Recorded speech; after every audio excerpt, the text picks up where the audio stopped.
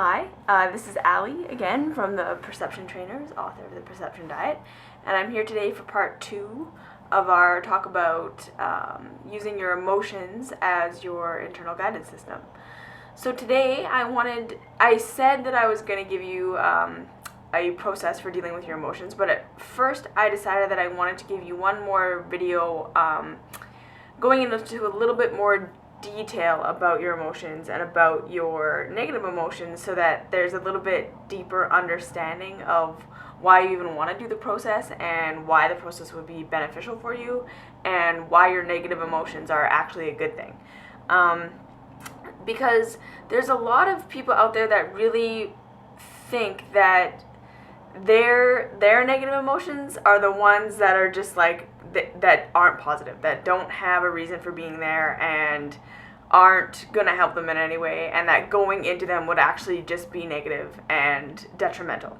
The second thing is there are a lot of people out there who think that they've processed their negative emotions, meaning that they've done things like really express their anger and like let their anger out in a safe place by like beating a pillow, or have really let their sadness out by just like allowing themselves to lay in bed and cry and cry and cry. And I'm not saying that there's anything wrong with doing those things. Allowing yourself to express what you're feeling and what's going on with you is absolutely beautiful and healthy and wonderful.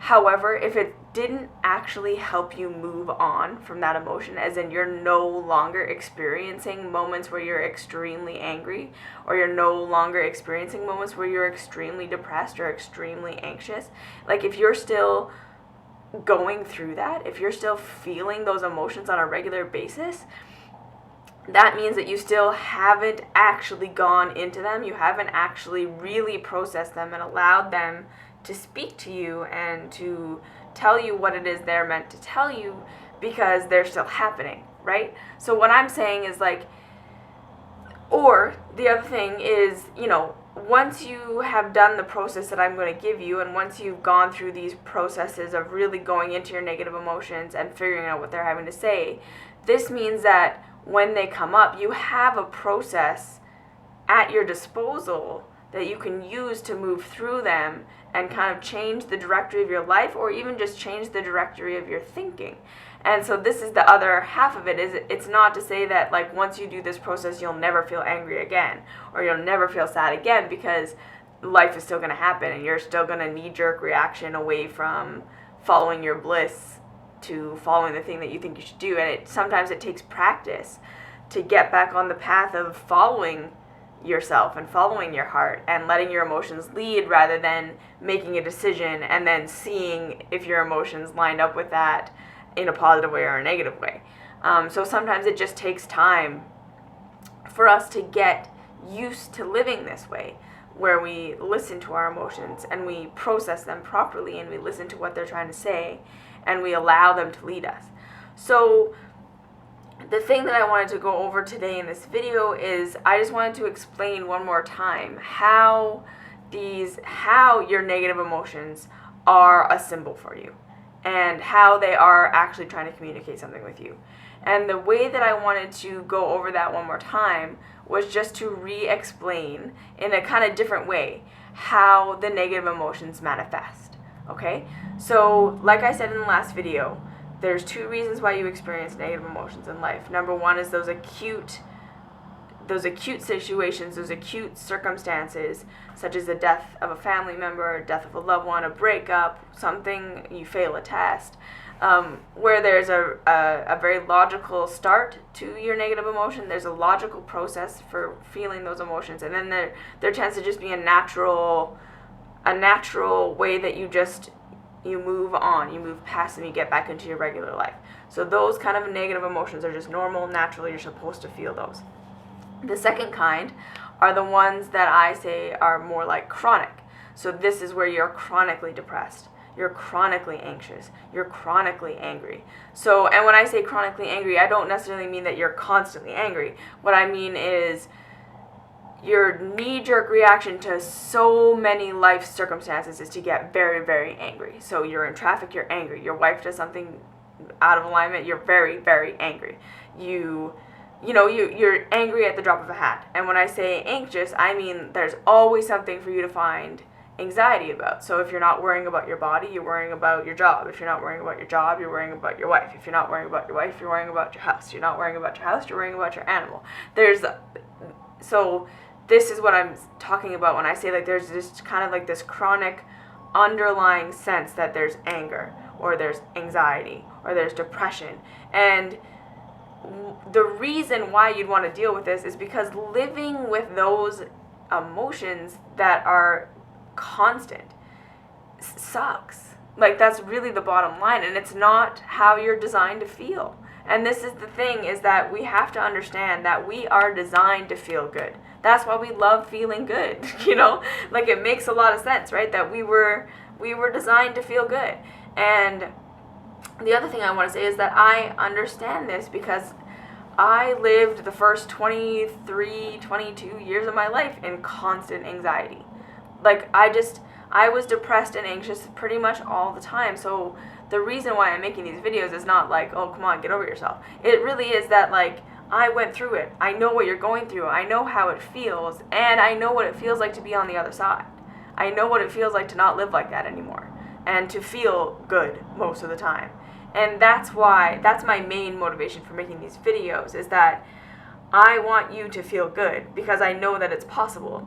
Coming from being someone who used to deal with depression and anxiety constantly for many, many years, okay?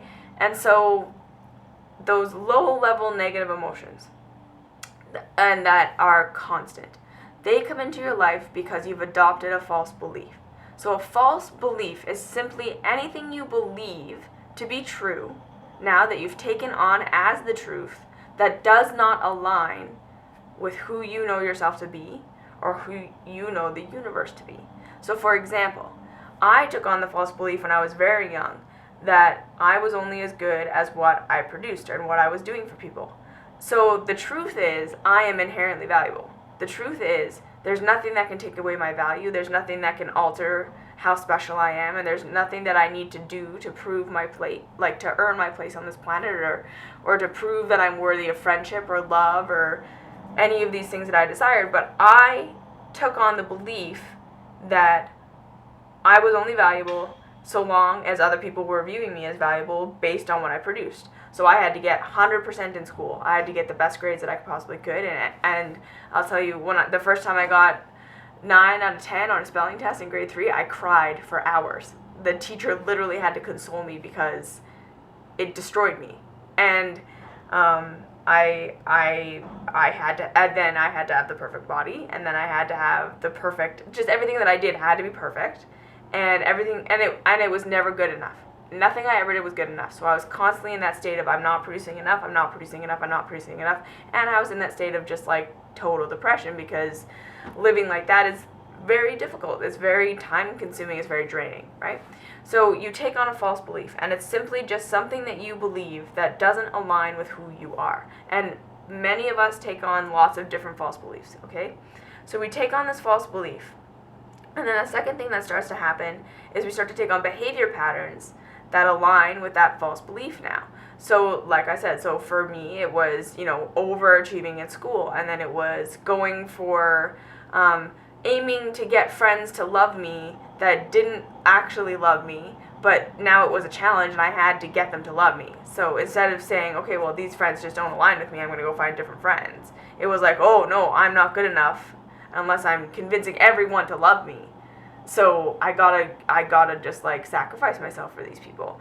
And so we'll all take on a false belief, and we'll start doing these behaviors that align with trying to live out this false belief.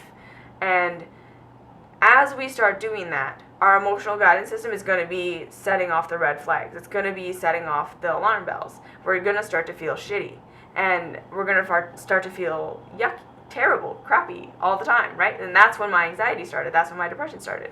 Is as soon as I took on that belief that I'm not worthy unless I'm producing. And then I started acting as though that was true and living that way.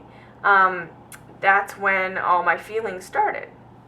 And then because we are designed to feel good, and here's the thing that's the kicker, I think is the kicker, and the thing that gets us so confused and why I feel like this video is so important. Because we're designed to feel good, because we desire to feel good, and because when we're living our right path, we naturally feel good. So like, the thing is, when you're on your path, you feel good most of the time.